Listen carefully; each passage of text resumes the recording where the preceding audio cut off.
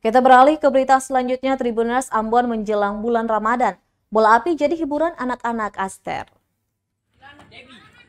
Beragam permainan tradisional mulai bermunculan kembali menjelang bulan suci Ramadan 1443 Hijriah. Hal itu seakan membawa kembali ingatan pada masa kanak-kanak setiap orang, tepatnya sebelum era digitalisasi seperti sekarang ini.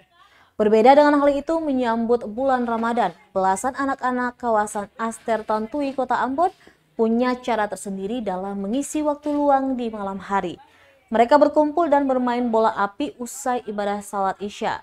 Pantauan tribunambon.com di lokasi Rabu 16 Maret. Malam hari sejumlah anak-anak hingga remaja berkumpul di salah satu lorong yang tak jauh dari area masjid di kawasan tersebut.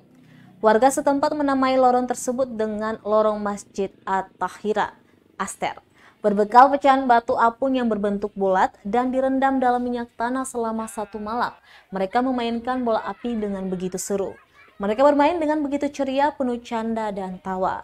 Bahkan seorang remaja perempuan yang berpakaian silat pun turut mengikuti permainan seru tersebut. Saling umpan menambah kesan menyenangkan pada permainan itu. Tak jarang bola api tersebut mati karena ditendang oleh anak-anak lainnya, membuat mereka menyebutnya dengan istilah kaki air. Menurut salah satu remaja, Swenly, pecahan batu apung yang dijadikan bola tersebut diambil dari kawasan pantai di belakang kantor Polda Maluku yang baru, Jalan Sultan Hasanuddin Ambon. Nanti akan mati siapa boleh?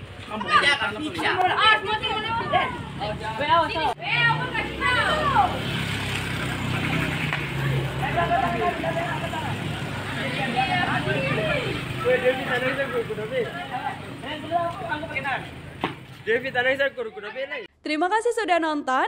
Jangan lupa like, subscribe, dan share ya.